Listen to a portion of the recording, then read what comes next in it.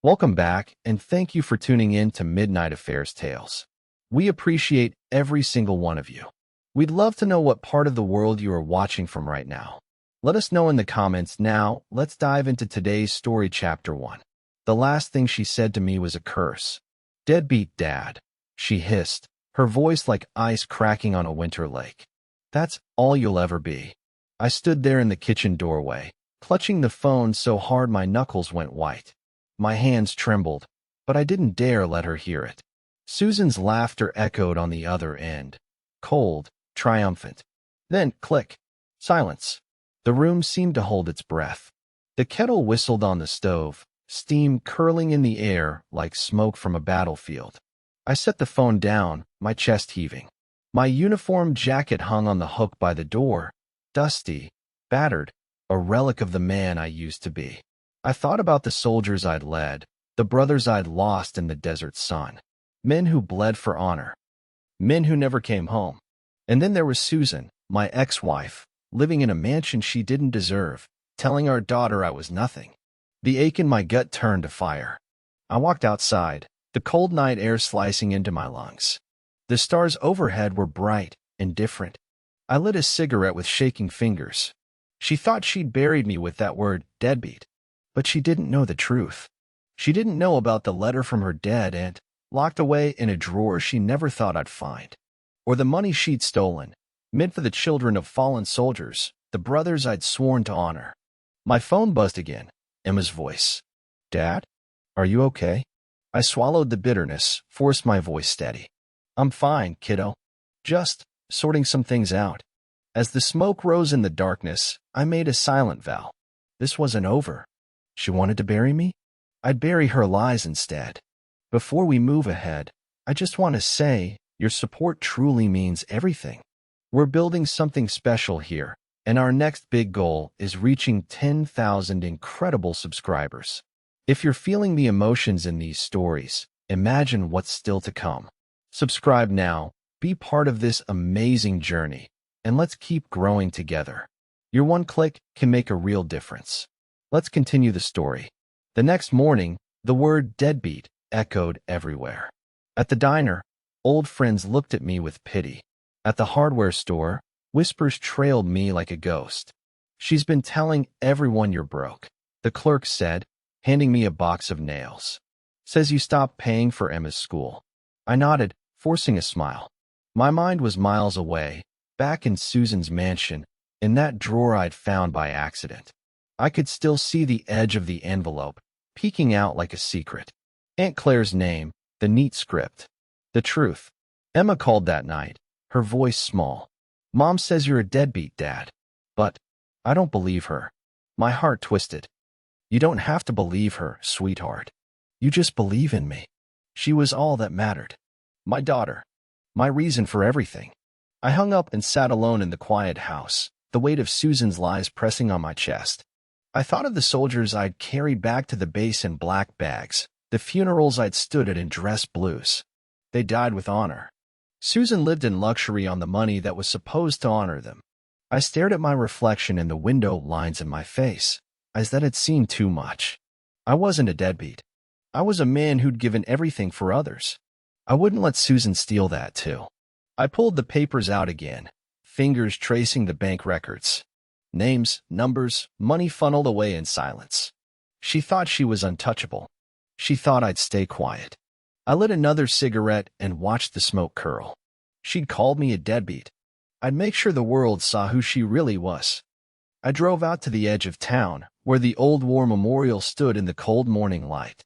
The bronze statues of soldiers loomed above me, rifles raised, eyes locked on an enemy only they could see. I stood there for a long time, feeling the frost bite my skin, the memories of my own battles clawing at the edges of my mind. The letter from Claire burned in my pocket like a brand. Susan had always been cunning. She knew how to play the part of the perfect wife. Sweet smiles at the church potluck, kisses in public. Behind closed doors? Lies. Manipulation. She'd hidden a fortune meant for the families of the men who never came home. My brothers. My friends. I closed my eyes and let the cold settle in my bones. This was my quiet war. When I got back in my truck, I called Caleb. You still got your contacts? I asked, my voice low. Caleb let out a dry laugh. For you? Always. I need to know everything. Bank accounts. Shell companies. Where she's hiding it. A pause. Jack, this could get messy. It already is, I said, my jaw tight. He sighed. All right. I'll see what I can find. I ended the call and drove home. My mind was a storm, memories of dusty streets in Kabul, the weight of a rifle in my hands. Back then, I fought for survival. Now, I was fighting for the truth. Susan thought she'd won. She had no idea what she'd awakened. This wasn't just about money. It was about honor. And I'd die before I let her destroy that, too. The sun was setting in streaks of gold and fire as I pulled into the gravel driveway of my small house, a place that still smelled of cedar and old tobacco, stubborn and solid. I left the truck running for a moment, listening to the quiet tick of the engine as it cooled. My hand gripped the steering wheel, knuckles tight and white, memories playing in the rearview mirror like a film I couldn't shut off. I walked inside, the door creaking softly behind me. The air was still, heavy with the scent of gun oil and the distant echo of boots on sand. I closed my eyes, and for a moment, I was back there, Afghanistan. Dust in my throat, the taste of iron on my tongue, the cries of my brothers echoing through the ruins. I could still feel the weight of the M4 across my chest, the way my pulse beat like a war drum when the enemy was near. I snapped back to the present, sweat cold on my brow. I reached for the framed photo on the mantel, me and the boys, arms slung over shoulders, dirt and sweat on our faces, smiles that didn't know how to die. My finger traced over a friend's grin, Tommy. He'd never come home. Neither had Paul. Neither had the dozen others who trusted me to bring them back. Aunt Claire's letter lay open on the kitchen table, its words still rattling around in my skull. Money, stolen from the brothers I'd promised to protect.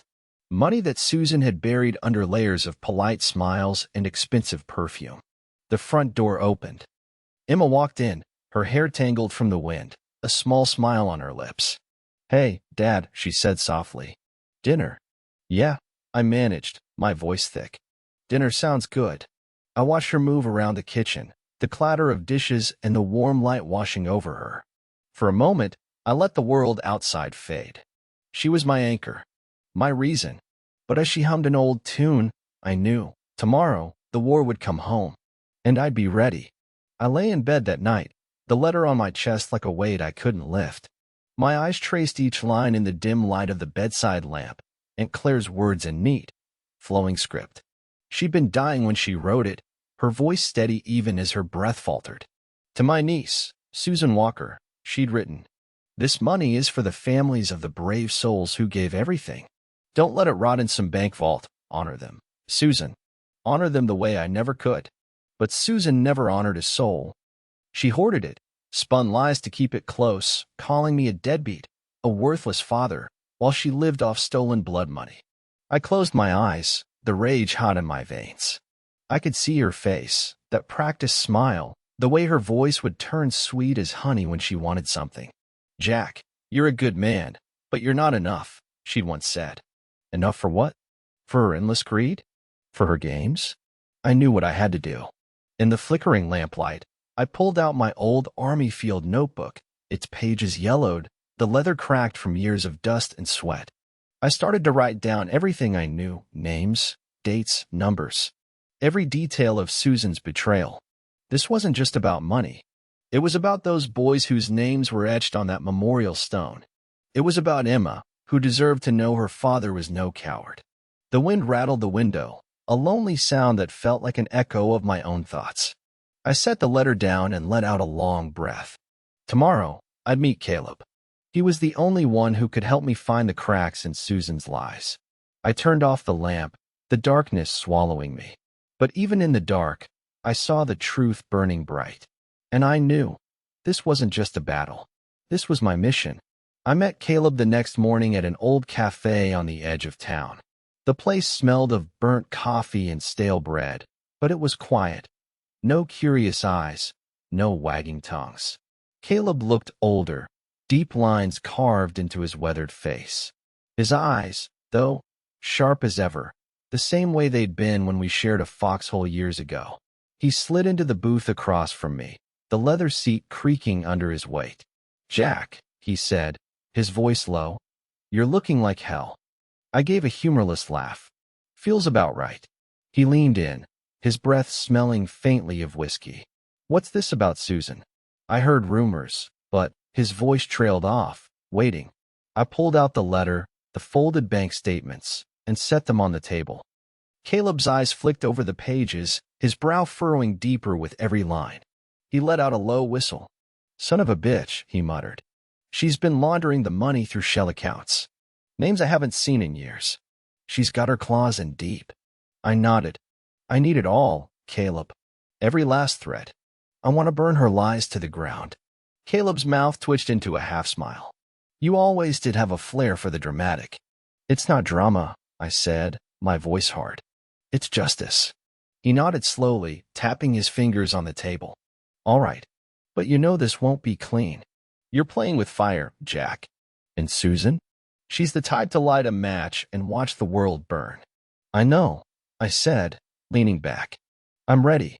Caleb's eyes met mine, and for a moment, the air between us was heavy, two old soldiers staring down a different kind of war. He slipped the papers into his jacket. "Give me 2 days," he said. "I'll find everything she's hiding." As he stood to leave, I felt a flicker of hope, dangerous, but alive. Outside, the sky was heavy with clouds, the promise of a storm, and I was ready to meet it head-on. 2 days passed in a blur of cigarette smoke and whispered plans. I tried to keep my mind steady. Emma was coming over that evening, and she deserved nothing but calm. But inside me, the storm was brewing, relentless. When she walked through the door, the smell of rain clung to her jacket. She tossed it on the chair, her dark eyes flicking up to meet mine. "Hey, Dad," she said, a little hesitant, as if she could sense the weight in the air. "Can we talk?" I nodded, swallowing the knot in my throat. She sat across from me at the kitchen table, fingers drumming on the wood. "Mom's been saying things." Her voice was small, like she was trying to keep the words from shattering something fragile between us. "She says that you don't care about me anymore." My gut twisted.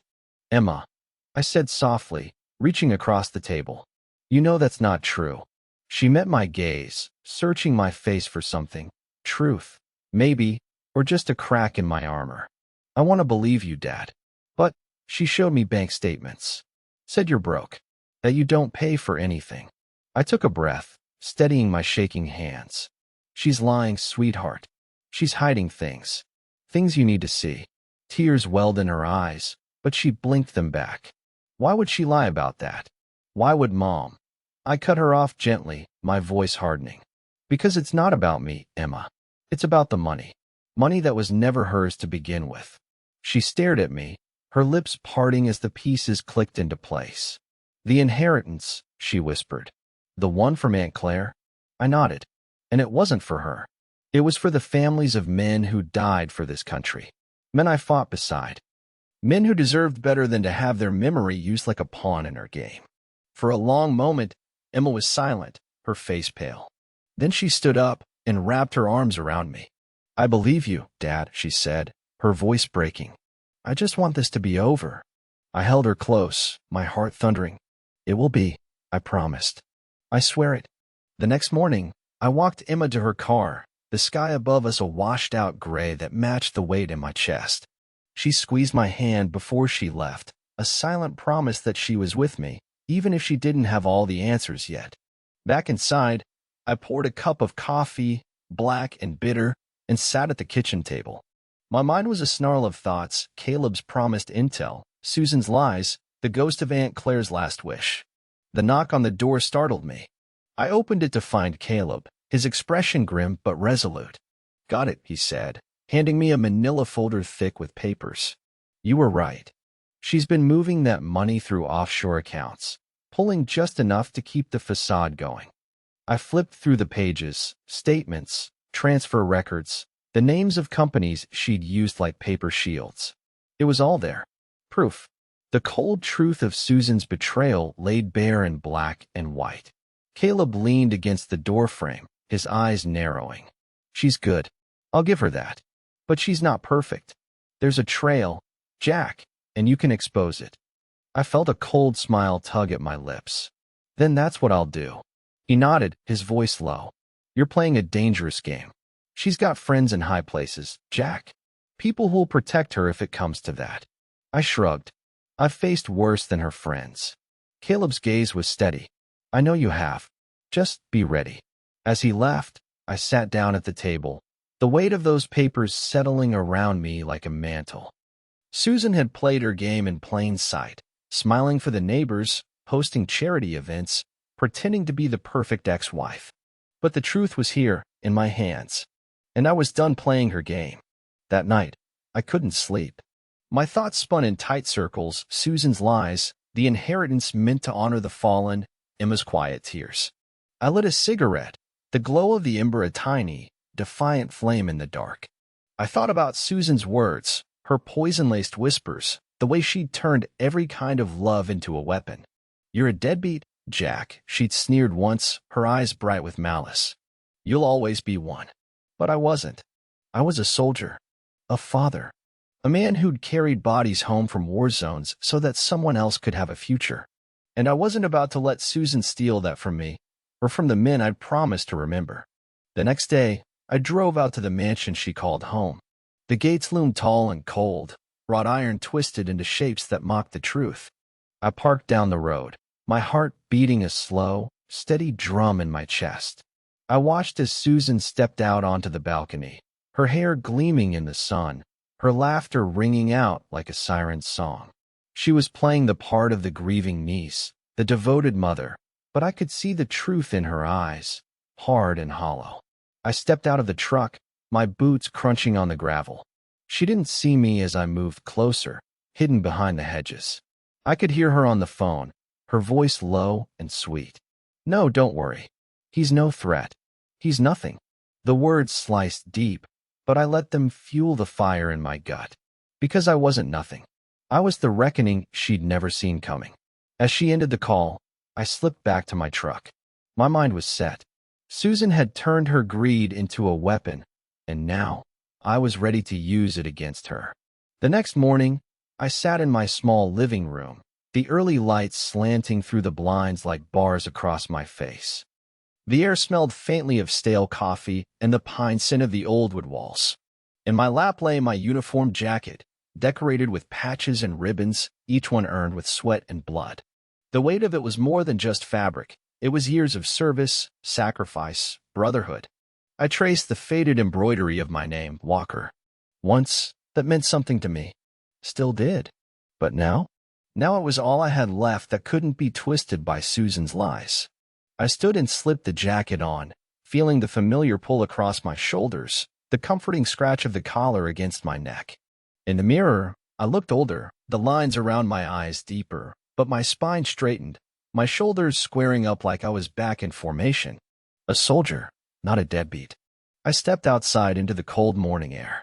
The frost bit at my skin, but it cleared my head. I drove to the Veterans Memorial, the bronze statues of soldiers silent and watchful. I laid a hand on the stone, whispered names I'd carried in my heart for decades. Boys, I murmured, my breath clouding the cold air. I haven't forgotten. I'll see this through for you. I turned and saw Emma watching me from the edge of the path. Her eyes were red, her hands stuffed deep in her coat pockets. Dad, she said softly, stepping closer. I want to help. I shook my head. This isn't yours to carry, Em. She looked up at me, her jaw set in that stubborn way I knew too well. I'm not a kid anymore. And you're not alone. I swallowed the lump in my throat. For a moment, I felt the weight of the uniform slip away, replaced by something lighter, something stronger. Her belief in me. All right, I said, my voice low. We'll do this together. The next day, Caleb called me back to his office. It was a cramped room above an old bar, the scent of stale beer and ancient wood thick in the air. The windows rattled in the wind, but Caleb's eyes were steady as he laid out the files. She's been clever, he said, his fingers drumming on the table. Offshore accounts, cash withdrawals in small amounts to avoid suspicion. But I traced it. All of it. He slid a photo across the table, Susan's signature on a document transferring funds from one account to another, the paper a silent scream of betrayal. "You were right, Jack," he said. "She took everything that was meant for the families of your brothers, and she spent it on herself." I stared at the photo, my hands curling into fists. My brothers. Tommy, Paul, the others. Men who'd bled beside me, who'd trusted me to bring them home. Their legacy stolen by the woman I'd once trusted. Caleb leaned back in his chair, his face somber. "What are you going to do?" I looked up, my voice steady, like it had been on the field. "I made a promise to them. I won't let her profit off their blood." He nodded slowly. "Just be careful. She's not going to let this go without a fight." I stood, slipping the photo into my pocket. Neither am I. As I left, I paused on the stairs, staring out at the street below. People hurried by, eyes on their phones, oblivious to the war brewing just beneath the surface. But for me, the battle had already begun. At home, I found Emma waiting. She'd pulled the old photo albums from the closet, the ones with pictures of me in uniform, laughing with the men I'd served with. She held one up, her eyes glistening. "Tell me about them, Dad," she said softly. "Tell me who we're fighting for." I sat beside her, my voice rough with memory. "They were brothers," I said, "and I'll keep that oath till my last breath." Susan's mansion glowed like a beacon of false hope that evening. Warm lights, music spilling out through open windows, laughter drifting on the cold night air. She was hosting another dinner party, all smiles and silk, the perfect hostess for her well-heeled friends. I parked down the block, the shadows thick around me, the engine still warm. I watched through the windshield as she floated through the room, her laughter a bright knife that cut through the music. She was a master at this, making herself look like a saint while the world turned a blind eye. I took a breath and stepped out of the truck, the gravel crunching under my boots. My hands were steady, my mind clearer than it had been in years. I walked up the driveway, past the polished cars and the glittering lights. At the door, I paused. My reflection in the glass was older, lined, but the fire in my eyes was back. Inside, the party buzzed with laughter and clinking glasses. Susan saw me the moment I stepped in.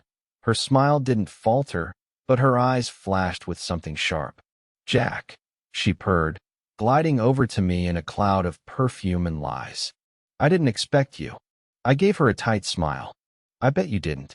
Her friends turned to watch, the room going quiet in that curious, polite way the wealthy have when they smell blood in the water. "Is there something you need, Jack?" she asked, her voice sweet as honey, but her fingers tightening around her wine glass. I pulled out the photo Caleb had given me, holding it up between us. Her eyes flickered, just for a second, but I saw it. The crack in her perfect facade. "Where did you get that?" she hissed, her voice low. I didn't answer. I didn't have to. The truth was written all over her face. "Your lies are done, Susan," I said quietly, my voice calm but hard as steel. "The world's going to see who you really are." Her mouth opened, a retort half formed, but I turned and walked away, leaving her standing in the glow of her perfect party, her empire of lies unraveling around her. The night after Susan's party, I sat alone at the kitchen table, the house shrouded in a heavy silence. The weight of her lies pressed down on me like a vice. I poured a glass of whiskey, the amber liquid catching the dim glow of the overhead light. It tasted like fire going down, but it steadied my hands. I stared at the papers spread out before me. Bank records, signatures, transfer slips. Caleb had given me everything. Each page a testament to Susan's greed and betrayal. My eyes burned, the memories of my brothers flickering in the edges of my mind like ghosts. I thought of their laughter in the barracks, the way we'd watch each other's backs without question. I took a long sip of whiskey, the burn reminding me I was still here, still fighting. Susan might have buried me in lies, but she couldn't bury the truth. I wouldn't let her. The door creaked open, and Emma stepped in, her eyes soft with worry. She saw the papers, the whiskey, the tired slump of my shoulders. "Dad," she said gently, "you can't do this alone." I shook my head. "I've got to see this through, Em. For them. For everyone she stole from." She stepped closer, her hand resting on my arm. Then let me help. I know she's my mother, but what she's done, it's not right. I looked at her, really looked, and saw the woman she was becoming, strong, unafraid of the truth. My voice was a low growl. All right, kiddo, we're in this together. She nodded, determination sparking in her eyes. In that moment, the whiskey's burn didn't feel like poison anymore. It felt like fuel. I closed the folder, the edges sharp against my fingertips. Tomorrow, I'd start making calls. I'd gather every ally I could find. Because this wasn't just about me. It was about justice. And with Emma by my side, I knew we had the resolve to see it through. The next day, I drove Emma to school. She sat beside me in the passenger seat, silent but resolute. When I dropped her off, she turned to me, her eyes steady. "Promise me you'll be careful," she said, her voice soft but fierce. "Promise me you'll come back." I reached over, tucking a strand of hair behind her ear. "I promise," I said, my voice steady. "No matter what happens, I'll come back to you." As I watched her walk into the school building, the weight in my chest grew heavier. She was my reason, my anchor in the chaos Susan had unleashed. I wouldn't let her down. Back home, I spread the documents out on the kitchen table again, tracing the names with my finger. Each line was a thread in the web Susan had spun, layers of deceit, hidden beneath a veneer of wealth and charity. But the closer I looked, the more the cracks began to show. Caleb called me mid-morning. "Jack," he said, his voice low, "I found something else. A name, one I don't think you've seen yet." I leaned forward, my pulse quickening. "Who?" "Her lawyer," Caleb said. "He's the one who's been laundering the money. And he's got a reputation, not the kind you want to cross." I let out a breath, my jaw tightening. "Then he's the next step." Caleb hesitated. "Jack, this is dangerous. These people don't play games."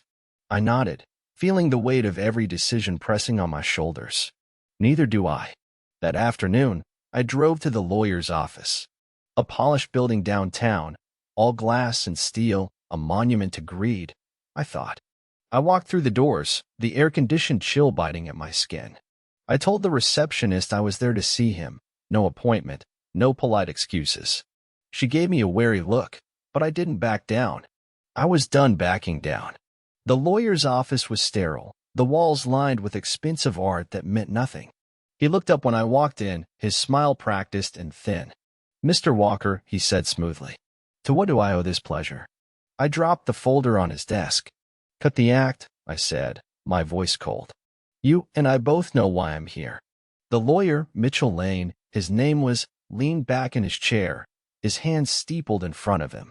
He wore an expensive suit, the kind that screamed power and old money, but his eyes were as cold and calculating as a rattlesnake's. He didn't even glance at the folder. "Mr. Walker, I'm afraid you're mistaken," he said smoothly. "I have no idea what you're talking about." I felt the heat rise in my chest, but I kept my voice calm, my hands steady. "Don't lie to me, Lane. I've got the records. The transfers. Every shell account you've set up to keep Susan's money safe while she spits on the memories of the men I lost." His smile flickered, just for a moment, before snapping back into place. "You're a soldier, aren't you?" he asked softly. "You know how this works. Money doesn't care about loyalty, about memory. It only cares about staying hidden." I stepped closer, my shadow falling across his desk. "You think you're safe behind your fancy office and your silk ties? You think Susan can protect you when the truth comes out? She can't. And when this breaks, I'll make sure your name is at the top of every list." He looked at me then, really looked. His eyes narrowed, calculating. "You're serious," he said finally, his voice low. "You're willing to burn it all down." I nodded. Every last piece of it. He leaned back, exhaling a slow breath. "You're a dangerous man, Jack Walker.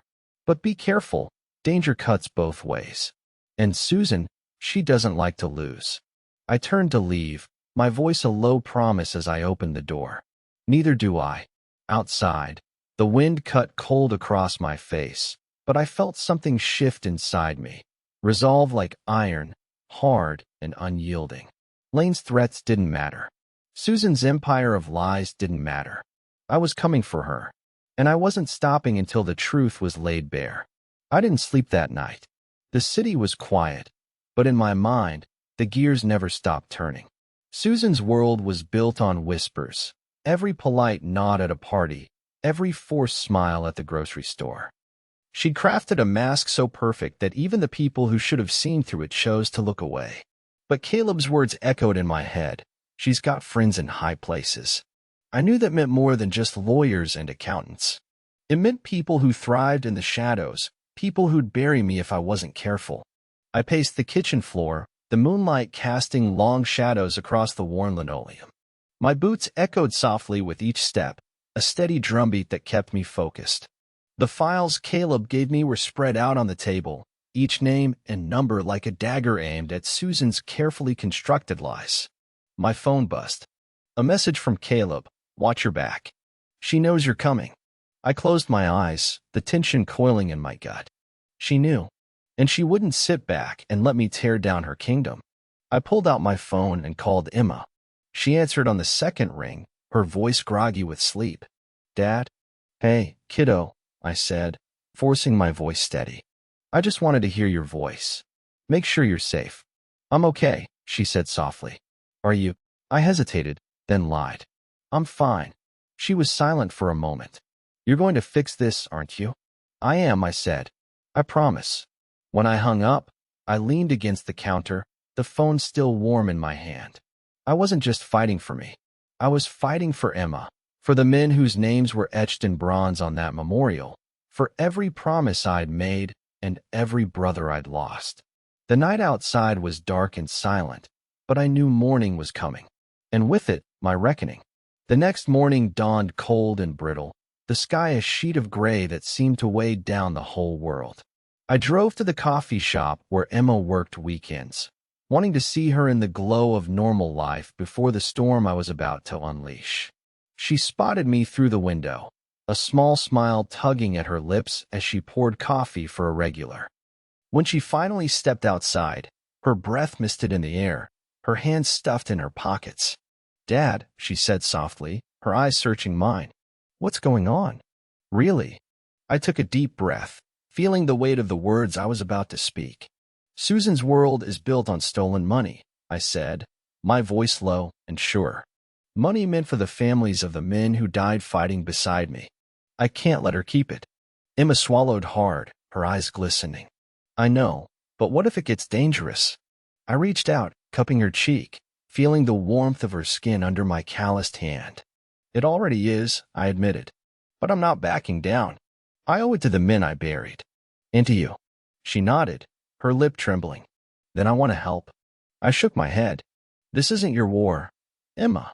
It is, she said fiercely. I'm your daughter. And if Mom thinks she can lie her way out of this, she's wrong. The fierceness in her voice reminded me of her mother, the only part of Susan I didn't hate.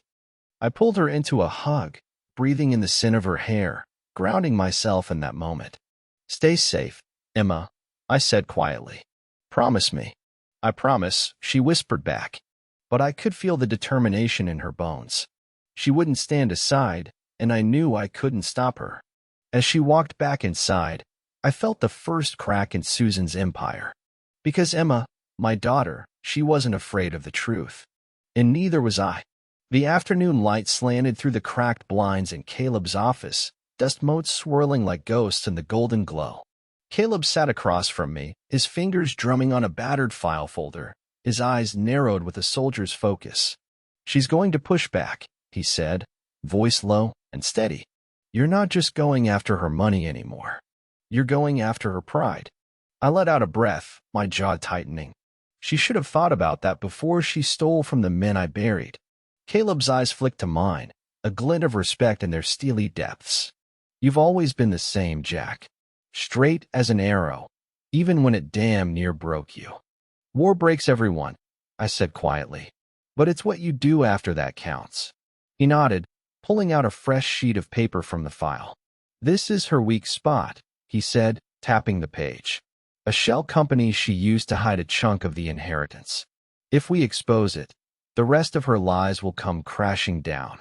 I studied the name, one I'd never seen, but it reeked of Susan's perfume and her need to control everything. "I'll take it from here," I said. Caleb held my gaze.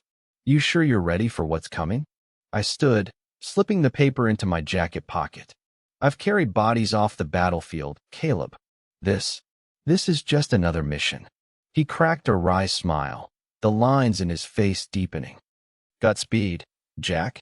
As I walked out into the cold evening air, I felt the old weight settle across my shoulders, the burden of promises made, the ghosts of brothers lost, and the echo of gunfire in the back of my mind. But I didn't falter, because this wasn't just about Susan anymore. It was about honor, and I'd be damned if I let her steal that too. The cold air outside Caleb's office bit at my cheeks as I walked to my truck. The paper he'd given me a weight in my pocket that felt heavier than any weapon I'd carried in the field. My breath fogged in the chill, and my thoughts churned in quiet, relentless circles. Susan's mask was cracking. I could see it in the way her friends hesitated, in the glances that didn't quite meet her eyes. But cracks weren't enough. I needed to shatter it completely. That night, I spread everything out on the table back home. Bank statements, forged signatures, the photo of Susan's inheritance transfer that Caleb had unearthed.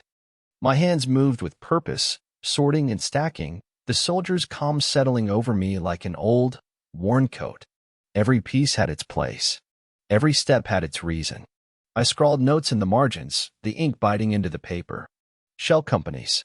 Lawyers. Old friends who still owed me favors. My plan was taking shape, clear, methodical, unstoppable. Emma sat across from me, her eyes following my hands as they moved. "What are you going to do, Dad?" she asked, her voice quiet but sure. I looked at her, seeing the weight of all she'd had to carry because of Susan's lies. "I'm going to use her own game against her," I said. "She used money as a weapon. Now I'm going to make that money tell the truth." Emma reached across the table, her fingers brushing mine. "You're not alone in this."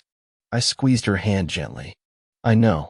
The plan wasn't just about revenge. It was about righting a wrong that should have been buried with my brothers, not stolen by the woman who'd once worn my name." By the time I laid my pen down, the first steps were clear. Gather more proof, find the people who would listen, and start peeling away the layers of Susan's empire, one lie at a time. As I leaned back in my chair, the cold night pressing against the window, I felt something I hadn't in a long time: purpose. This wasn't just a fight. This was a mission, and I wouldn't rest until it was done. The next morning, the sky was the color of steel, and the weight of what I was about to do pressed down on my shoulders like armor. I didn't mind. I'd worn heavier burdens before. I made the first call at dawn. My old friend, Danny, he'd served with me overseas, and now he ran a nonprofit that helped veterans' families get back on their feet. When he picked up, his voice was a low rumble of surprise. "Jack? Been a while, brother." "Too long," I said. "I need a favor." I laid it out for him: Susan's stolen inheritance, the money meant for the families of men like Tommy and Paul. Danny was quiet as I spoke, but when I finished, his voice was calm and deadly serious. "You want me to take it and put it where it was always meant to go," he said. "Yes," I said, "under her name, so the world sees her as a saint, so she can't deny it. But it'll be gone. No more lies, no more games." Danny let out a low whistle. "She won't see it coming. That's the idea." He paused. "You sure about this? Once it's out there, there's no taking it back." "I'm sure," I said. We ended the call, and I felt a weight lift from my shoulders. It wasn't over, not by a long shot, but it was a start. I spent the rest of the day in quiet preparation, laying the groundwork for what was to come. Small donations, carefully routed through the same networks Susan had used to hide them. Every cent of that stolen money was going where it was always meant to go, back to the families who'd earned it in blood. As I worked, I felt a flicker of something fierce in my chest. Susan wanted to paint me as a deadbeat, but she was about to learn what real honor looked like. She was about to watch her stolen kingdom crumble in her hands, and I was going to be the one to light the fuse. By the end of the week, Susan's donations were making headlines in small local papers. Stories about the mysterious benefactor who donated thousands to veterans' families, scholarships, and widows of the fallen. All in her name. All with perfect records and ironclad signatures she couldn't deny. I watched from the shadows, my breath fogging on the cold glass of my truck window as I parked across from her mansion. The spider's web she'd woven for years was starting to shimmer in the light of day, strands of greed and deception glinting like broken glass. Susan stepped out onto the balcony that night, her phone pressed to her ear. I watched her pacing, her shoulders tight with frustration, her voice sharp as a blade, even from a distance. "What do you mean the money's gone?" she snapped, her anger clear in every line of her body. "Who authorized this?" "I didn't." She turned, her eyes scanning the darkness beyond the iron gates as if she could feel me watching her. For a moment, our gazes locked, hers, wild with fury, mine, steady and unflinching. She couldn't see me in the shadows, but I felt her fear all the same. She knew something had shifted. She knew the truth was slipping through her fingers. I started the engine and drove away, my mind clear and focused. This was just the beginning. The donations were a spark, a way to show the world that Susan's empire was built on the backs of the dead. And once that spark caught, it would burn everything she'd built to the ground. I gripped the steering wheel tight, the road unwinding before me like a promise. I had more moves to make, more truths to reveal. Susan had started this war with her lies and her greed. Now it was my turn to finish it. Emma called me that night, her voice shaking on the other end of the line. "Dad, Mom's been saying things. She says you're trying to ruin her life." I leaned back in my chair, the old wood creaking beneath me, and closed my eyes. "She's trying to twist the truth, Emma," I said gently. "She's scared because she knows she can't hide behind her lies anymore." There was a long pause. I could almost see her in her room, sitting on the edge of her bed, her head bowed. I don't know what to believe," she whispered. "She's my mom, but I see how she looks at you now. Like you're the enemy." I swallowed the ache in my chest. "I'm not the enemy, kiddo. I'm just trying to fix what she broke. For the men she stole from. For you." She sniffled softly. "I feel like I'm caught in the middle of a war I never asked for." "I know," I said, my voice breaking a little. "But you're strong, Emma, and you're not alone. I promise you that." We sat in silence for a while, the quiet words of a father and daughter who'd been forced to grow up too fast. When she finally spoke again, her voice was steady. "I believe you, Dad," she said. "I believe you." The line went dead, and I sat there in the dark, the phone still pressed to my ear. Outside, the wind howled against the window, and I thought of Emma, caught between her mother's poison and the truth I was fighting to bring into the light. I knew then that I couldn't stop. Susan's lies had stolen enough from both of us. It was time to end this, no matter what it took. The next morning, I met with Caleb in a dingy diner off the highway. The smell of burnt coffee and fried bacon clung to the air, but neither of us noticed. Caleb slid a worn folder across the table to me, his face grim. "You're not going to like this, Jack," he said. I opened the folder, my eyes scanning the neat columns of numbers and the accountant's signature at the bottom. "He knew," I said quietly. "He's been helping her hide it." Caleb nodded. "He's scared. He's willing to talk to save his own skin." "Where is he?" Caleb's lips thinned. "Back room. He's waiting." I stood, the floor sticky under my boots, and walked to the back of the diner. The accountant sat there, his fingers drumming nervously on the formica table. His eyes darted up when I walked in, and he swallowed hard. "Mr. Walker," he stammered. "I didn't want any part of this. Susan, she threatened me." I leaned forward, my voice low and calm. "You helped her steal from the dead, from the families of men who never came home. You don't get to play innocent now." He licked his lips, his hands trembling. "I have proof. Records. I can give you everything. Just promise me she won't come after me." I held his gaze for a long moment. "You'll get your protection. But you're going to give me everything. Every file, every transfer, every name she used to hide the money." He nodded, his breath ragged. All right. I'll give you everything." I sat back, my mind already racing. This was the break I'd been waiting for, the crack in Susan's armor I could finally pry open. The accountant was shaking, but I didn't care about his fear. All I cared about was the truth and the chance to finally set it free. Susan always did love a show.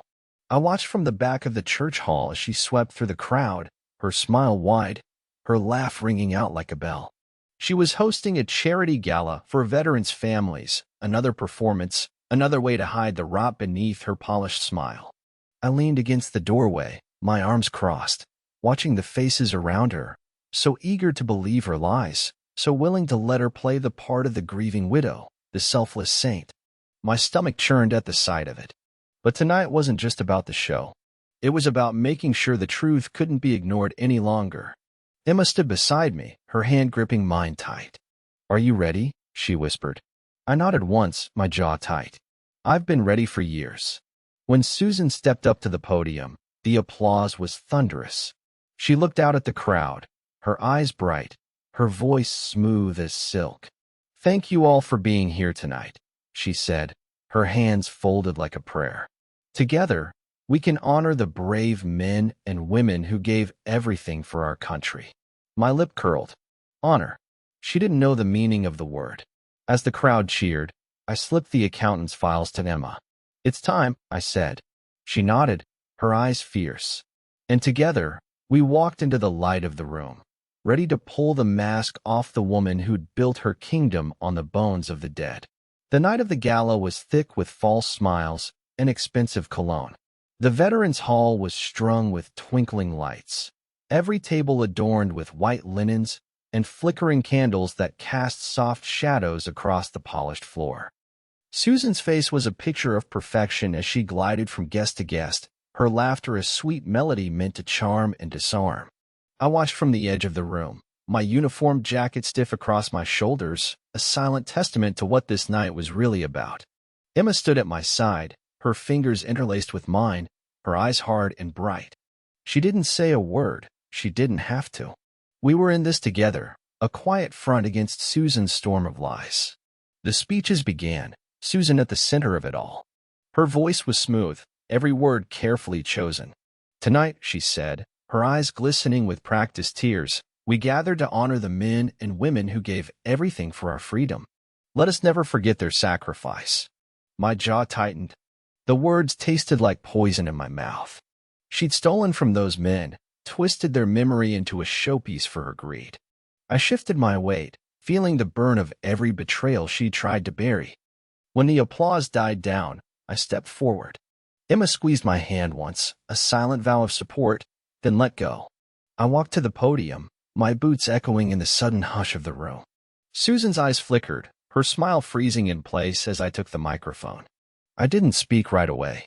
I let the silence stretch, the tension crackling in the air like an electric charge. When I finally spoke, my voice was low and steady. "I want to talk about the real cost of freedom, about the men who bled in the dirt while others sat in comfort, about the promises we make and the ones we break." The room was silent, every eye on me. And in that silence, I knew the night was finally mine. As I spoke, the weight of the room settled around me, every breath tight with expectation. My words were measured, deliberate. "This money," I said, holding up the stack of files in my hand, "was meant to honor those who never came home, to give their families a chance to heal. But it was stolen, hidden behind a web of lies and false charity." Susan's face paled, her eyes darting to the guests around her. "That's enough, Jack," she said sharply, her smile cracking at the edges. "This isn't the time," but I didn't stop. "No," I said, my voice rising. "The time is now." I laid the files on the podium, the papers crisp and final. "This inheritance," I continued, my gaze locked on Susan, "was never hers to keep. It was blood money taken from men who trusted her family to honor their sacrifice." The room buzzed with shocked murmurs. Susan's hand shook as she reached for the microphone. "This is a lie," she spat. "He's trying to destroy me," a voice cut through the room, low and cold. "No, Susan. The truth has always been there." All eyes turned as Caleb stepped forward from the crowd, his face hard. The inheritance was part of a deal, money funneled from the wrong hands, meant to help veterans, not pad your pockets. Susan's face twisted, fury and fear warring in her eyes. "You think you can take this from me?" she hissed. You think you're some kind of hero, Jack? I met her gaze, steady and unwavering. I'm not a hero. I'm a man who won't let you bury the truth any longer. The crowd was still, the weight of revelation settling over them like a shroud. And in that silence, I saw it, the first crack in Susan's empire of lies. After the gala, the fallout was immediate. Whispers turned to angry questions. Eyes that once looked at Susan with admiration now watched her with suspicion. She retreated to her mansion like a wounded animal, the weight of her exposed lies pressing in from every side. I didn't go home. I couldn't. Instead, I drove out to the edge of town, where the fields stretched out under the stars and the cold wind cut sharp through the night. My mind was a battlefield, memories of men I'd lost, the weight of their names echoing in the silence. I sat on the hood of my truck, the cold metal grounding me as I lit a cigarette. The smoke curled up into the dark, and I thought about the price of truth, how it cost more than bullets or blood. It cost the illusions people built their lives around. Emma called me as I stared up at the night sky. "Dad," she said, her voice soft but sure. "What happens now?" I took a long drag, the burn in my chest grounding me. "Now," I said, my voice low. "Now we finish this." She was quiet for a moment. "Are you scared?" I exhaled slowly, the wind pulling the smoke from my lips. "Yeah," I said honestly. But that's never stopped me before. She didn't say anything else. She didn't have to. I knew she was with me, even if she wasn't there. I put out the cigarette and slid off the truck, my boots sinking into the cold earth. The past was a weight I'd carried for years, but tonight, it felt lighter, because for the first time, I wasn't running from it. I was facing it head-on, and I was ready for whatever came next.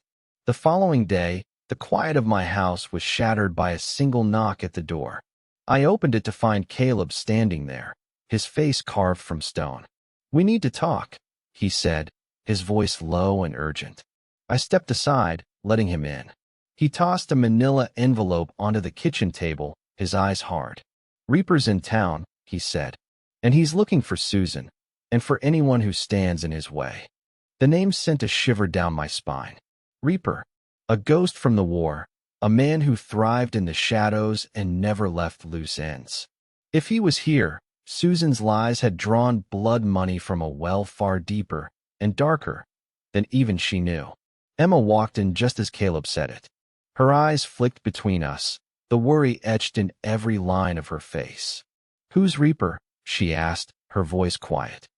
I looked at her, my jaw tight. "A man who doesn't forgive debts," I said simply. And Susan's inheritance was blood money from the start, money that belonged to men like him. Men who will do anything to get it back. She swallowed hard, her knuckles white around the coffee mug in her hand. "What does that mean for us?" she asked. I let out a long breath. "It means we're in the crosshairs now. But I won't let him near you, Em. I swear it." Caleb nodded. "We'll have to move fast. Reaper doesn't play games. He'll come at you straight and hard." The weight of it settled on me like a second skin, but I didn't flinch. I'd fought in worse places than this. I'd faced men like Reaper in the dust and the dark, and I'd come back alive. I looked at Emma, her eyes wide but unafraid. "We're going to finish this, kiddo," I said softly, "and we're going to walk out the other side. Together." I spent that night in the garage, the familiar scent of motor oil and cold metal wrapping around me like an old friend. I'd pulled my father's old hunting rifle down from the wall, cleaned and loaded it with the same care I'd given to my service weapon in the field. I didn't want to use it, but if Reaper forced my hand, I would. Emma sat on the steps, watching me in the soft glow of the single overhead bulb. "You think he'll really come for us?" she asked quietly. I nodded, my hand steady as I checked the chamber. "If he thinks Susan's money is gone, he'll want it back, and he'll go through anyone to get it."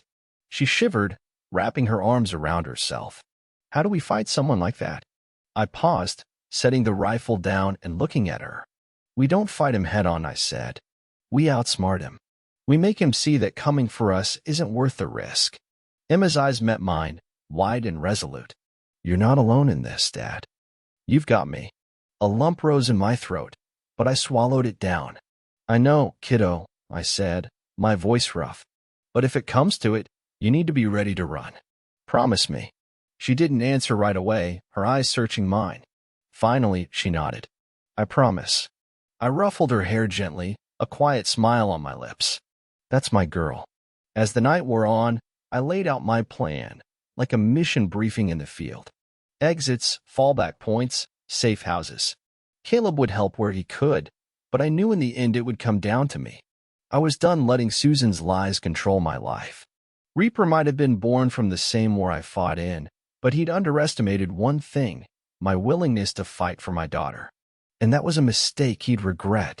The next morning, I sat on the porch, the dawn breaking cold and clear over the fields. My breath clouded in the air, but my mind was sharp, focused. I watched the horizon like a sentry, every shadow a potential threat. Emma joined me, a blanket wrapped around her shoulders, her hair tangled from sleep. She sat close, leaning her head against my arm. What happens now? She asked softly. I looked out at the rising sun, the light gilding the frost on the grass. Now we finish what we started, I said. We bring the truth out into the open, every last secret, every last lie. We take away everything she's used to hurt us. She was quiet for a long moment, then said, You're not afraid, are you? I let out a slow breath. I'm always afraid, Em. Fear means you've got something worth fighting for. And I've never had more to fight for than I do right now. She smiled faintly, a shadow of the little girl she used to be. Then I'm not afraid either. I pulled her close, my hand resting on her shoulder. Good, I said softly. Because whatever happens next, we face it together. Caleb's truck pulled up at the end of the drive, a cloud of dust rising in the cold morning air. I stood, feeling the old weight of my combat boots steady me as I walked down the steps. Caleb stepped out, his expression grim but resolute. He's coming, he said. Reaper's looking for Susan, and he's getting closer. I nodded. Then we make our stand. As Emma watched from the porch, I met Caleb's gaze, the promise clear in my eyes. I'd faced down death before, and I'd face it again if I had to. Because this was about more than me. This was about every oath I'd ever sworn, and the daughter I'd sworn to protect. Caleb and I sat in the truck as the engine idled, the low hum vibrating through the metal. We'd parked a few streets away from Susan's mansion, far enough to stay hidden, close enough to see the front gates glint in the afternoon light. She's barricaded herself in, Caleb said, his fingers drumming on the steering wheel. Lawyers, security, the whole damn show. I watched the mansion, the tall windows like blind eyes. She's scared, I said. She knows the walls are closing in. Caleb gave me a hard look. This isn't just about Susan anymore, Jack. Reaper's name is out there now. He's not the kind to let something like this go quietly. I know, I said, my voice low and even. But she's still the one who set this in motion.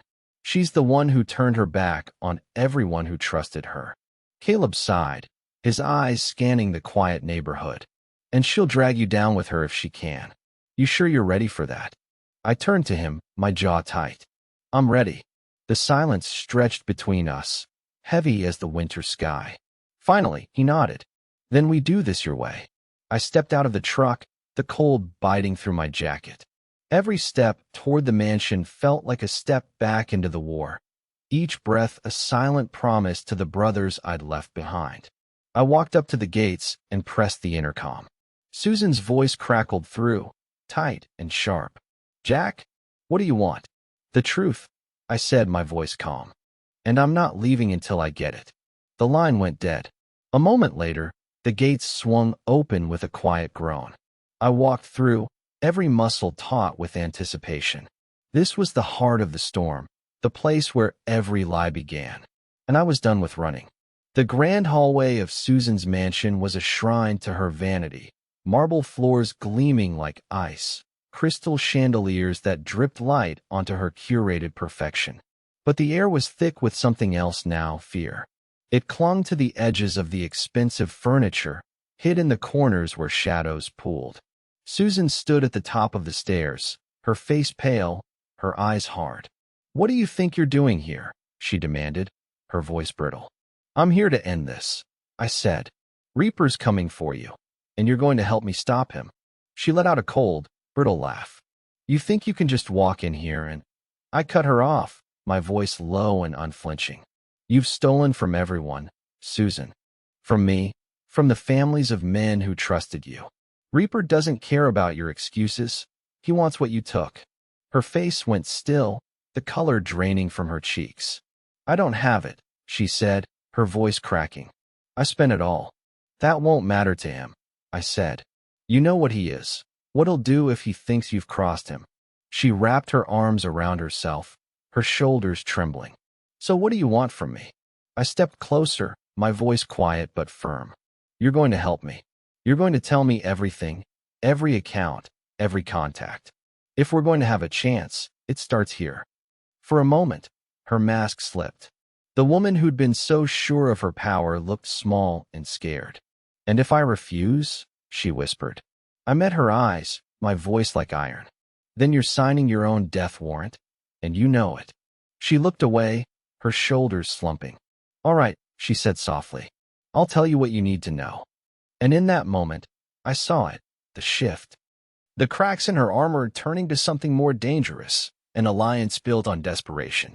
Susan led me into her office, a room that smelled of old paper and cold perfume.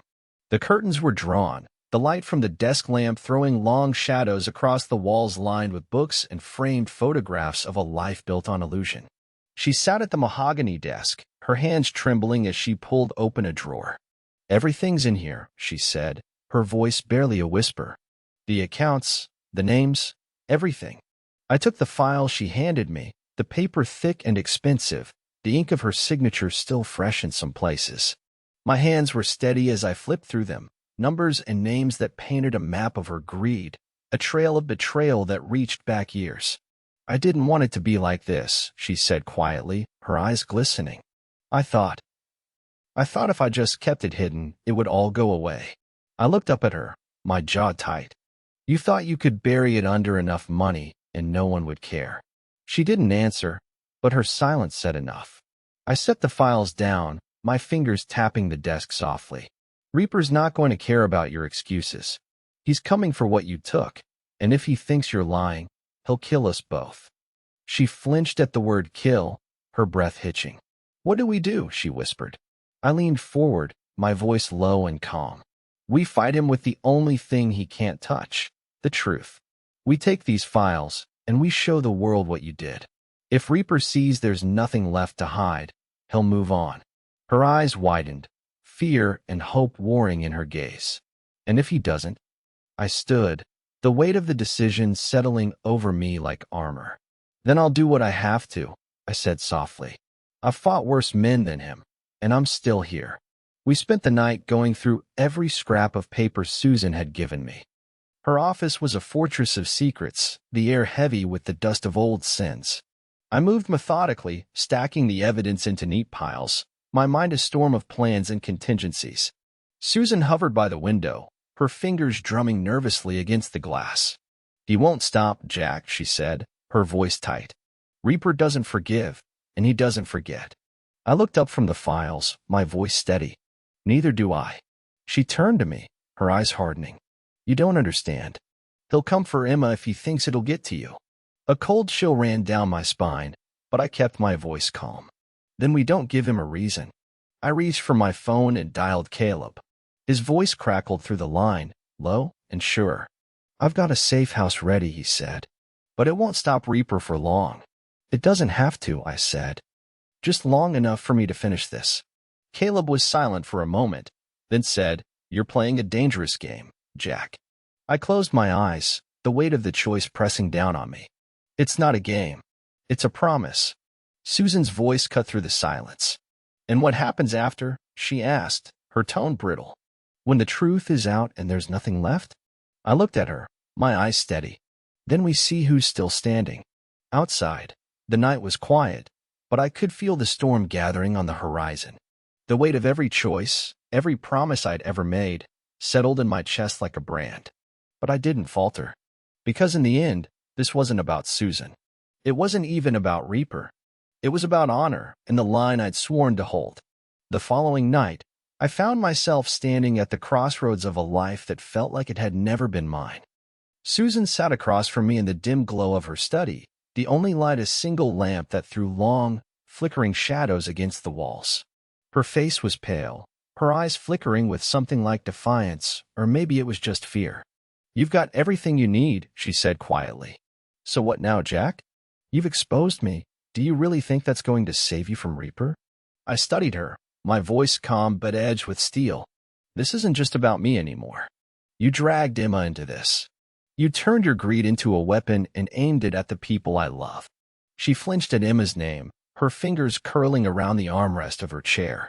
"I didn't want it to go this far," she murmured, almost too quiet to hear. "But you—" "No," I cut in sharply. "This was your choice. Your lies, your theft. And now it's time to own them." The silence between us stretched tight, thick with the ghosts of every word we hadn't said over the years. Finally, she spoke, her voice cracking. "If he comes, you'll protect her, won't you?" I nodded once, my jaw set. "I'll protect Emma with everything I have. But you—" She looked away, her shoulders slumping. "I know," she whispered. "I made my choices." For a long moment, the only sound was the ticking of the old clock on the mantel. I took a deep breath, the weight of it all pressing into my ribs. "When this is over," I said, my voice low, "you're going to face every lie you ever told." She didn't answer, but in her silence, I saw it, the understanding that this was no longer a game. It was survival. And for me, it was the chance to finally end what she'd started. I left Susan's mansion that night with the files clutched tight in my hands and the sound of Emma's voice in my head. She was waiting for me when I got home, her eyes bright in the dim kitchen light. "Did she tell you everything?" she asked, her voice soft but sure. I nodded. She did. Every last secret. Emma looked at me, her brow furrowing. "So what now, Dad? Do we go to the police?" "The papers." I took a slow breath, choosing my words carefully. "We'll take it to the papers first. Get the truth out there. If Reaper wants to come for us after that, he'll have to do it in the light, not the shadows."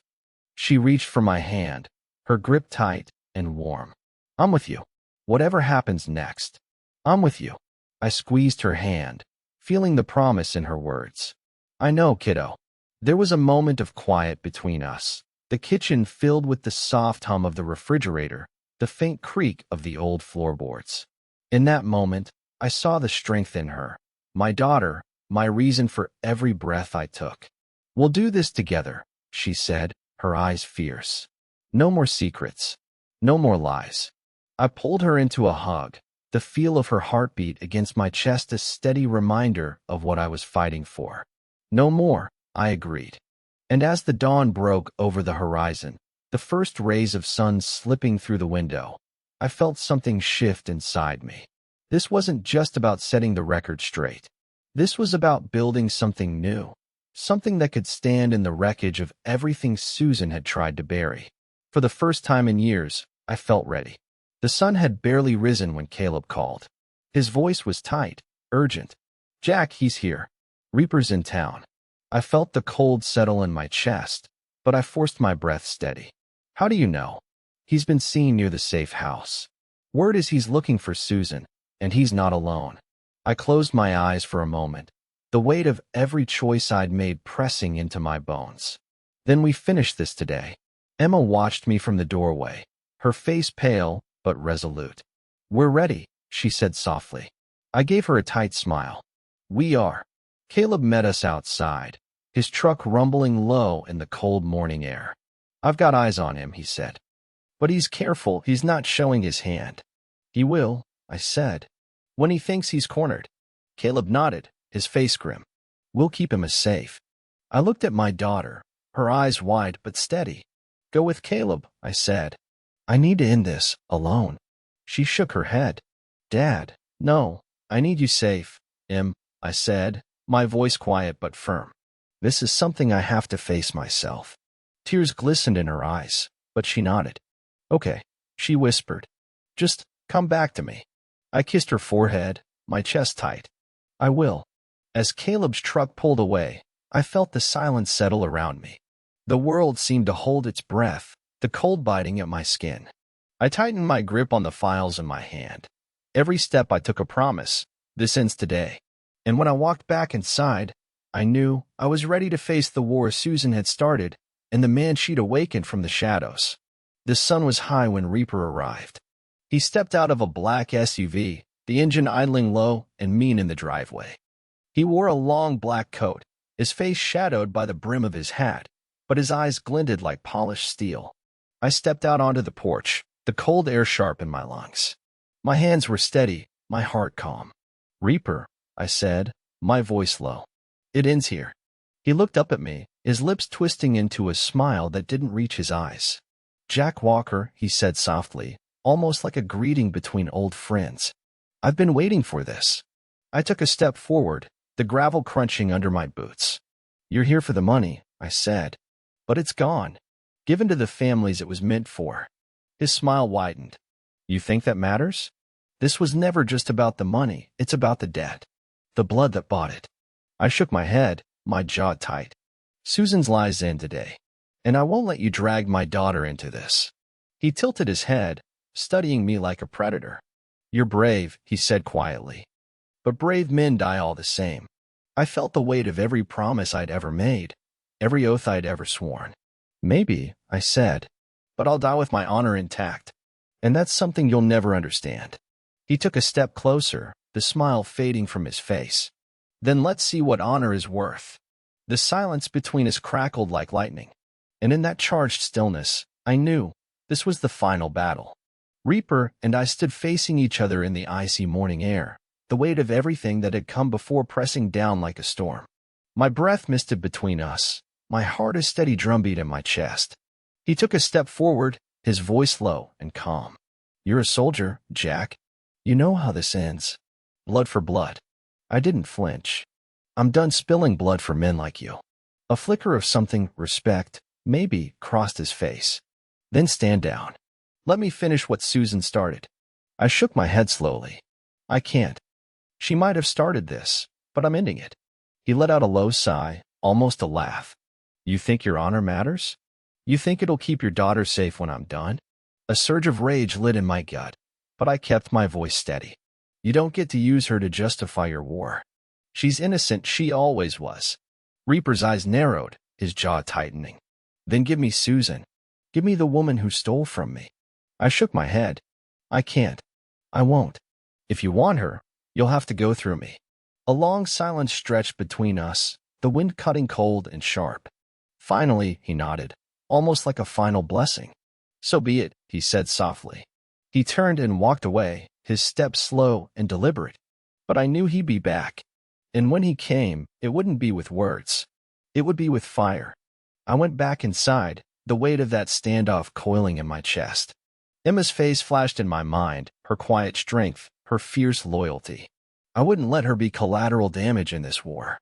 I poured myself a cup of coffee, my hands steady despite the tremor in my gut.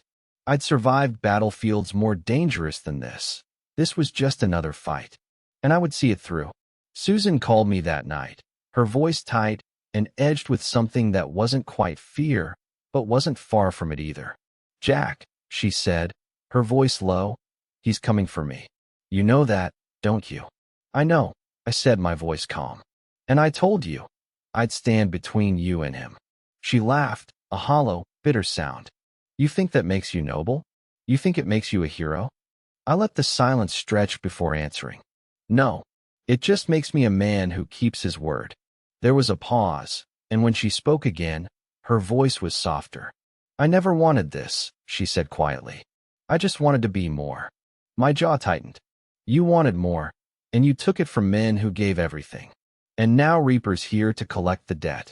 "I know," she whispered, her voice breaking. "I know." For a moment, I almost felt sorry for her, almost. But then I remembered the family she'd stolen from, the way she'd turned Emma against me with her lies. My sympathy burned away like smoke. "What are you going to do?" she asked. "I'm going to make sure Emma is safe," I said. "And I'm going to end this." She was quiet for a long time. "If I don't make it, tell Emma I'm sorry," she said finally. I let out a slow breath. "You tell her yourself," I said, "when this is over." I hung up before she could answer, the finality of it ringing in my ears. Outside, the night was dark and still, but I felt the weight of it shifting, like the world itself was holding its breath. And I knew the reckoning was almost here. The next day dawned cold and brittle, the sky a pale, icy blue. I spent the morning checking the windows, the locks, the rifle resting within easy reach by the front door. Every step was measured, deliberate, a soldier's rhythm. Emma sat at the kitchen table, her eyes bright but wary.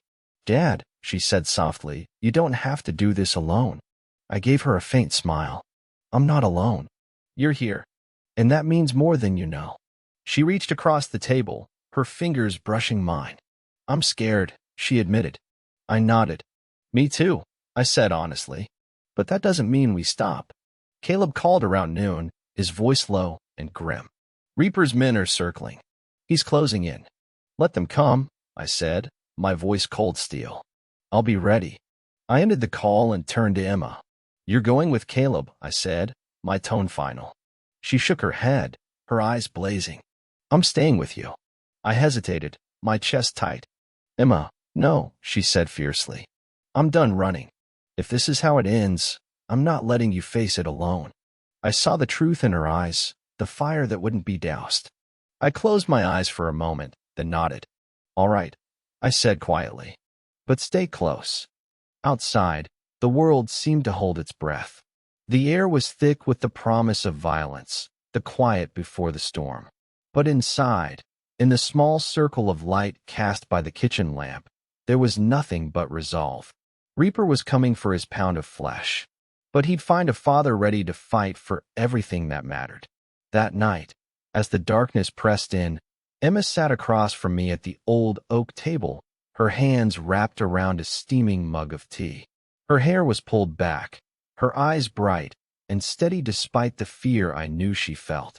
"Dad," she said softly, "I need to tell you something." I looked at her, my brow furrowing. "What is it?"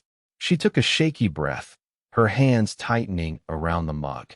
"I used to think Mom was right about you," she said, her voice trembling. "She'd tell me stories, how you'd left us, how you didn't care. And I believed her. I let myself believe it because it was easier than asking why." I felt the ache in my chest, but I didn't look away. "Emma," she shook her head, her eyes wet. "But I see you now. I see the man you are, the man who never stopped fighting for the truth, even when it cost you everything." Her voice cracked, but she pushed on. "I'm proud of you, Dad, and I'm not going to let her lies steal that from me anymore." Tears blurred my vision, but I blinked them away. "Emma," I said, my voice rough, "you're the best thing I've ever done. And no matter what happens, you remember that." She stood, her shoulders straight, her chin lifted. "I know," she said fiercely, "and I won't let you forget it, either." In that moment, I felt a quiet strength settle over us, a bond stronger than blood, forged in the fires of every lie and every battle we'd faced together. Reaper might have been the storm at our door, but he'd never take what mattered most. And as Emma took my hand in hers, I knew we were ready for whatever came next. Morning broke over the fields like a whisper of hope, but in my chest, there was only the steady thrum of resolve. I spent those early hours finalizing every piece of the plan, laying out the files, cross-referencing the bank records, making sure no detail had slipped through my fingers. Emma watched me from the doorway, her eyes calm and unwavering. "Are you sure this will work?" she asked, her voice soft. I looked up, meeting her gaze. "It has to," I said simply. She nodded, stepping into the room and placing her hand on my shoulder. "Then I trust you." The quiet between us was filled with the echoes of everything we'd survived, every lie, every betrayal. But it was also filled with something stronger, the knowledge that together, we were unbreakable. At noon, I made the call. The last piece of the puzzle, a trusted reporter who'd always honored the truth. "It's time," I told him, my voice firm. "I'm sending you everything." He didn't ask questions, he knew better. "Understood," he said. "I'll make sure the world sees it." I ended the call and turned to Emma. "It's out of our hands now," I said. She reached for my hand, her fingers lacing through mine. "Then let the truth stand for itself," she whispered. Outside, the sky had turned leaden, clouds gathering on the horizon. I felt the weight of every secret I was about to lay bare, but I didn't falter. This was our final move, the last gambit in a war that had taken too much already. And I knew, as the files uploaded, line by line, that the storm Susan had built was about to swallow her whole. The storm broke just after midnight. Rain hammered the roof, the wind howling through the trees like a wounded animal. I sat by the window, watching the dark, waiting. Reaper came as I knew he would. No hesitation, no warning. His silhouette moved through the rain, a silent phantom in the night. When he stepped onto the porch, the boards groaned under his weight. I stood slowly, every muscle coiled tight. "It's done," I said through the glass. "The money's gone. The truth is out." He didn't flinch. "You think that matters?" His voice was low, almost gentle. "The world doesn't care about the truth, Jack. It cares about what it can take." I stepped closer to the door, my jaw tight. "Not this time. You won't take another drop of blood. Not from me. Not from Emma." He tilted his head, his eyes glinting. "You'd die for her, wouldn't you?" Without question. A flicker of something passed over his face. Respect, maybe. Or recognition. "Then step aside," he said softly. "Let me finish what she started."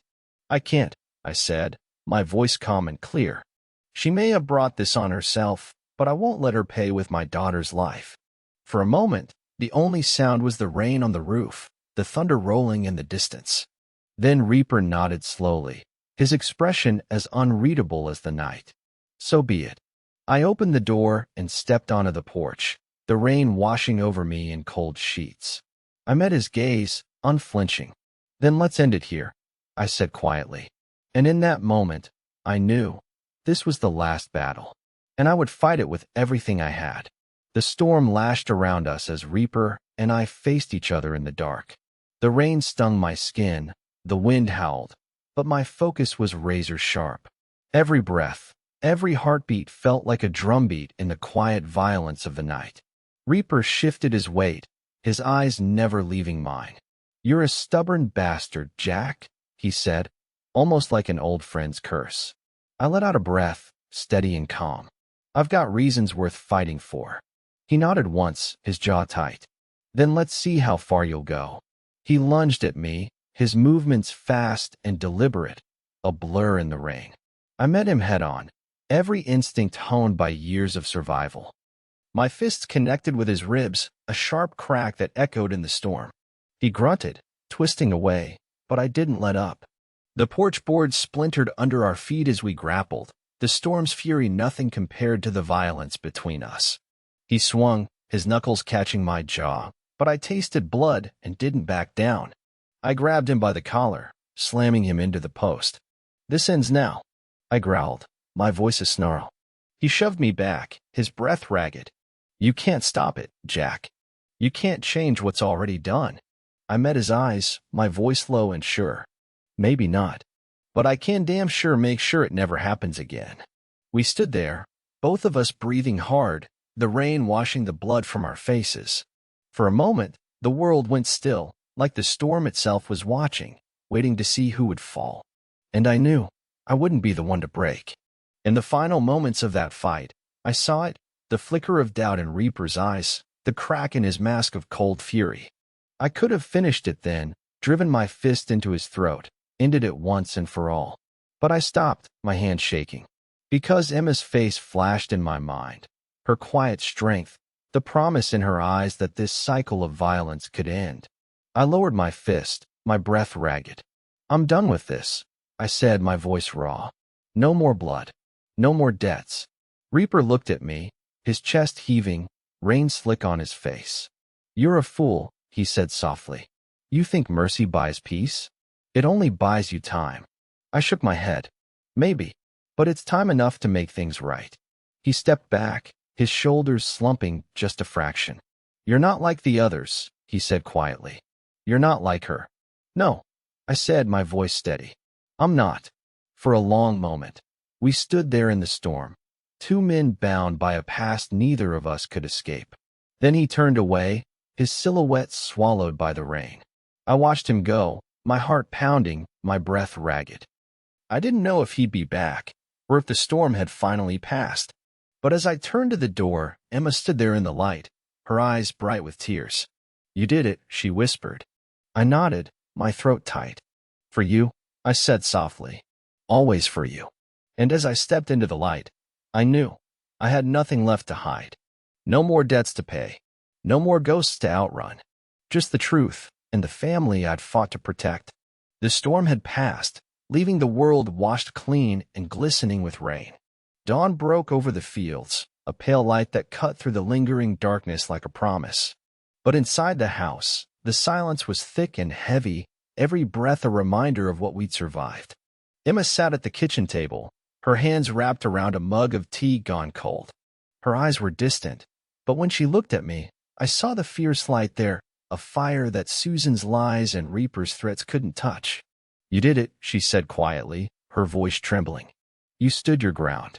I nodded, my jaw tight. "It was never about me, Em. It was about making sure you had a future worth fighting for." She swallowed hard, her eyes glistening. "And Susan? What happens to her now?" I let out a slow breath, the weight of it pressing into my chest. "She'll face the consequences of her choices. The world knows what she did now. The lies, the theft. She'll answer for all of it." Emma's lips trembled, but she pressed them together, her shoulders straight. "And us? What happens to us?" I reached across the table, my fingers brushing hers. "We move forward. We heal. And we don't let the past decide who we are anymore." For a long moment, we just sat there, father and daughter, the last two standing in a war we never asked for. Outside, the morning light crept across the kitchen floor, painting everything in gold. I felt something loosen in my chest, a tension I hadn't even known I was holding. "We're going to be okay, Em," I said softly. "I promise you that." She nodded, her eyes bright. "I believe you, Dad," she whispered. And in that quiet kitchen, with the storm behind us and the dawn ahead, I knew it was the truth. The sun rose higher in the sky as I made my way to Susan's mansion one last time. The air was sharp and clean, the kind of morning that felt like a clean slate. But I knew some things couldn't be washed away. The front doors loomed ahead, tall and imposing, but I didn't hesitate. I pushed them open, the echo of my footsteps loud in the cavernous hall. Susan was waiting, her hair perfectly in place, her eyes red from sleepless nights. "You're here to gloat," she said, her voice tight and bitter. I shook my head. "No, I'm here to end this." She laughed, a sound brittle and hollow. "End it? It's already over. The papers are out, the money's gone. Everything I built, gone." I stepped closer, my voice low and calm. "It was never yours to build on the backs of men who gave everything. You stole from their families, from their memories." She looked away, her hands trembling. I thought I could control it, that if I was careful enough, no one would know. "But you knew," I said softly. "You knew what it cost, and you took it anyway." Tears welled in her eyes, but she blinked them back. "I'm not the only one who's lied," she said bitterly. "We all have our ghosts, Jack." "Maybe," I said, "but some debts you pay in full. This is yours." She flinched, her shoulders curling in. "What will you do now?" she whispered. "I'll do what I've always done," I said. "I'll keep my promises. I'll protect what matters." For a moment, she looked small and lost, the weight of everything she'd done pressing in. But I didn't hate her, not anymore. I just pitied her. I turned and walked away, the morning light spilling in through the windows. Behind me, Susan sank into a chair, her empire of lies crumbling around her. And as I stepped out into the light, I felt it, the past finally giving way to the promise of something new. The sky was a soft gold as I stood on the hill overlooking the fields, the last of the night's mist curling around my boots. My breath hung in the cold air, but inside I felt something warm, like the first rays of sun after a long, dark winter. Emma joined me, her hair tousled from sleep, her eyes still bright with that fierce spark I'd come to rely on. "You're up early," she said, her voice soft. I nodded, my gaze on the horizon. "Couldn't sleep," I said. "Too much still rattling in my head."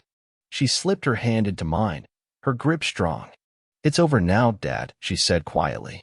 "Susan's lies, Reaper's threats, It's all behind us. I let out a long breath, feeling the weight of it lifting. I know, I said, but I also know that the truth never really goes away. It's a part of who we are now. She looked at me, her brow furrowed. So what do we do next? I turned to her, the sun glinting off her hair, and smiled. We live, I said simply. We let the past be the past, and we live for what matters.